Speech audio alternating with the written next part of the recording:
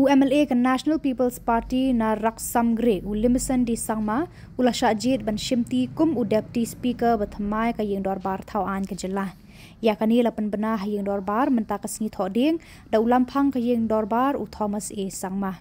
Hadirin bala dapan bena nakaliang Menteri Rangba kumju unong yalam kaliang persya Dr. Mukul Sangma kila senran lang ya undi Deputy Speaker Shaka Jaka Shong ba Thymmai. Speaker